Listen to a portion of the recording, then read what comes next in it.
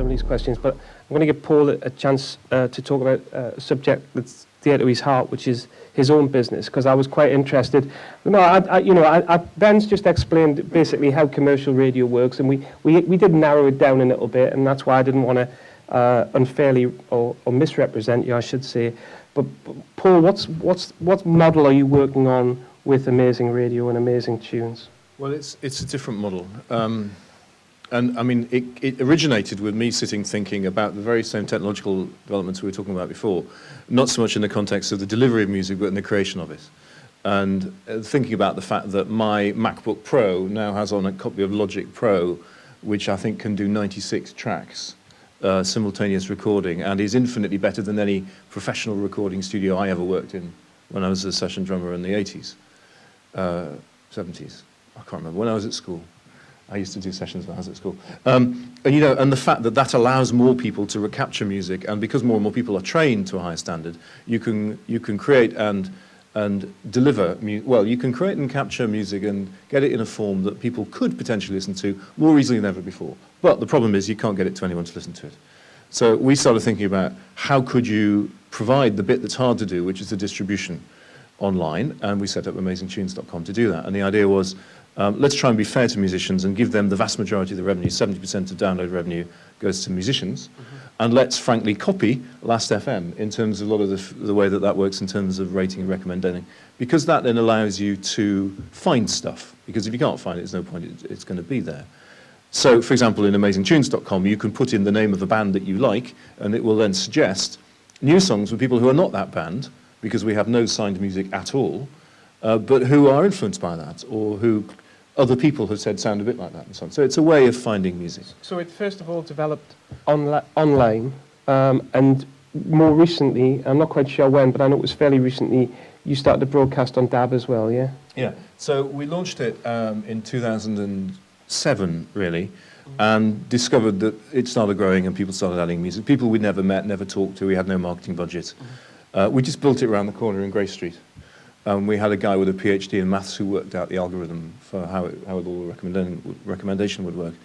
And then I started thinking, well, we've got to do more for the musicians than this, because it's not enough to promote it.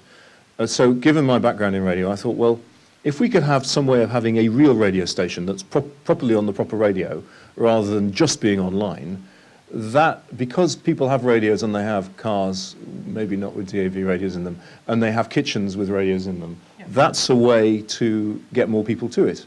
So I actually started thinking about radio as a national marketing channel for the website. And on the 1st of June last year, we, by several miracles, managed to find enough money to pay for a license and went on the air at 7 days' notice, which was a bit of a kick-bollock scramble, as they say at the BBC. And we launched this thing. The gist of it was, first radio station in the world where all the music is new. The first radio station where the playlist is chosen by the listeners using the algorithm that we talked about. And the first radio station where, if there are presenters, it will only be because the listeners ask for them, and they will be new to radio as well.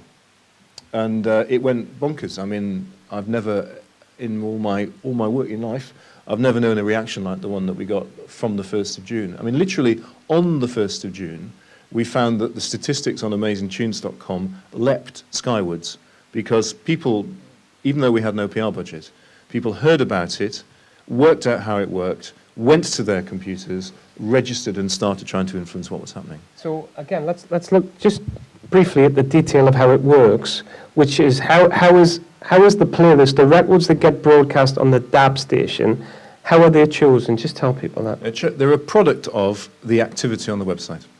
Okay. So people can go, is it vote for something, or just what gets the most hits? Well, like Last.fm, it listens to what you do. So if you play something, recommend it, rate it, tag it, buy it, download it, or whatever, it remembers that, and then it generates this clever thing from which we then derive a playlist. And you don't influence that at all? There's not a group of you sit around and go, oh, well, this should really be on, even though it's not? Well, we have a scheduling meeting, because there are certain kinds of music you might not want to play at midnight. Yeah. Or 3 in the morning, or drive time. Because you're broadcasting 24 hours, yeah? We're broadcasting 24 hours a day and nationally, yeah. But no, the music is chosen by the listeners, which was very important to me, because it's the inverse of the arrogance of the old model. The old model was, there's not much of it, therefore the gatekeepers get to be God.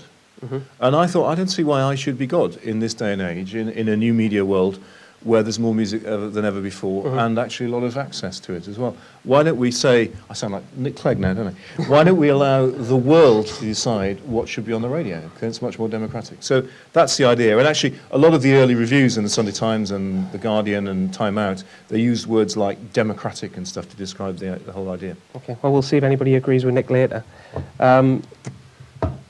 So I realise, obviously, your business is probably funded by, I don't know if it was strict venture capital or if it business angel funded, but I guess at the moment, and I will ask you how you make money or how you are looking to make money. I guess you're not self-funding at this point in time, Paul. Well, we expect to be profitable this month, actually. We were profitable in December, and then not again afterwards, and we expect to be profitable this month and from now on, but not from the radio station.